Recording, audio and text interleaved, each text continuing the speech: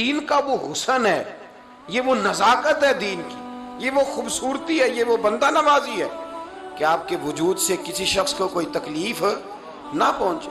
لیکن ہم غیبت کرتے ہیں، ہم چغلی کھاتے ہیں، ہم عیب جوئی بھی کرتے ہیں، پھر عیب گوئی بھی کرتے ہیں۔ پہلے آپ تلاش کرتے ہیں، پھر عیبوں کو بیان کرتے ہیں۔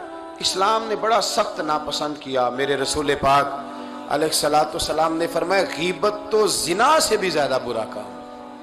زنا ایک گندا کام ہے اور غیبت اس سے بھی برا ہے، لیکن ہم ڈسکس کرتے ہیں، ہم شر انگیزی کرتے ہیں، ہم باتوں کو پھیلاتے ہیں۔ آپ یقین کریں حق سے زیادہ جھوٹ معاشرے میں پھیلا ہوتا ہے، حق سے زیادہ جھوٹ جس کی کوئی بنیاد نہیں ہوتی، کوئی وجود نہیں ہوتا، وہ چیزیں عام ہوتی ہیں، وہ پھیلی ہوئی ہوتی ہیں، ان کو ہم مزے لے لے کے بات کر رہے ہوتے ہیں۔ کوشش کریں ہماری وجہ سے کسی کو تکلیف نہ پہنچے، ہم خیر پھیلانے کا۔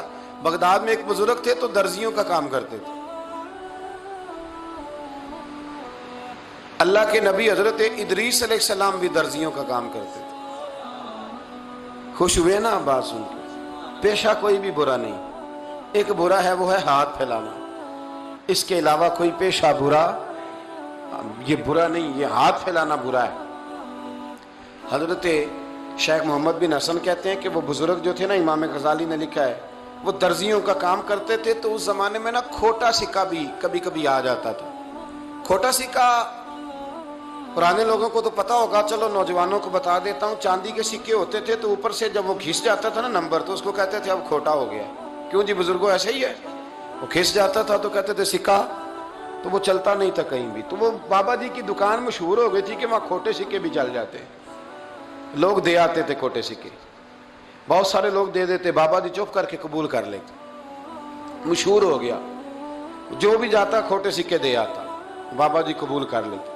پھر شام کو نہ گھوڑے پہ بیٹھ کے جاتے اور دریا میں بہا آتے۔ ایک دن کچھ بندے کھوٹے سکے لے کے آ گئے تو بابا جی ابھی مصلی پہ تھے، نماز پڑھ رہے تھے، تو بیٹے نے کپڑے دیے تو کھوٹے سکے وصول کیے۔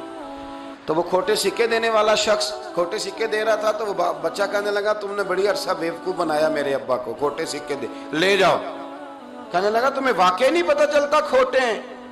کہا ابا جی کا نہیں مجھے پتا، پر مجھے تو پتا ہے نا، اور میرا ابا شام کو کھول کے دیکھتا ہے تو پھر جو کھوٹے کھوٹے ہوتے ہیں انہیں دریا میں بہا کے آتا ہے، لے جاؤ اپنے۔ اتنی دیر میں بزرگ نماز سے فارغ ہوئے، کہنے لگے نہیں نہیں بیٹے رکھ لے، کھوٹے ہی رکھ لے۔ سننا بات، کہا جناب کیوں؟ فرمانے لگے میں کھوٹے اس لیے رکھ لیتا ہوں کہ لوگوں نے پیسوں میں ملا کے دوسروں کو بھی تو دینے ہیں نا، تو میں چاہتا ہوں چلو باقی لوگ نقصان سے بچ جائیں، ہمارا تو گزارا ہو ہی رہا ہے، باقی لوگ نقصان سے بچ جائیں۔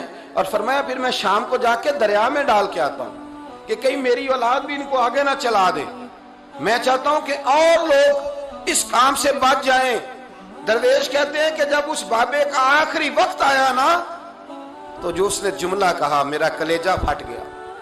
آخری وقت جو اس نے دعا مانگی تو فرماتے ہیں میرے اندر وجد اور کیف کی صورت پیدا ہو گئی۔ فرماتے ہیں ان بزرگوں نے اپنے آخری وقت دعا مانگی، اے اللہ میں نے ساری زندگی کھوٹے سکے قبول کیے تاکہ تیرے بندے شر سے بچ جائیں، تو یا اللہ تو بھی اس کھوٹے سکے کو قبول فرما لے۔ اللہ میں نے کھوٹے سکے قبول کیے، کھوٹے، تاکہ تیرے بندے تکلیف سے بچ جائیں، تو مالک میں بھی کھوٹا ہی ہوں، اللہ تو بھی اس کھوٹے کو قبول فرما لے۔ اور یہ دعا مانگ کے نا تو کبھی روتے کبھی ہنستے۔ لوگوں نے کہا کیا ہوا؟ کہتے ہیں لگتا ہے رب نے کھوٹا سکہ قبول فرما لیا ہے، لگتا ہے کہ اللہ نے کھوٹا سکہ قبول۔ لوگوں کو تکلیف سے بچائیں، ہمارا وجود۔ یارو مطلب کیا ہو جائے گا؟ 2 منٹ کے لیے سمجھ لیں کیا ہو جائے گا۔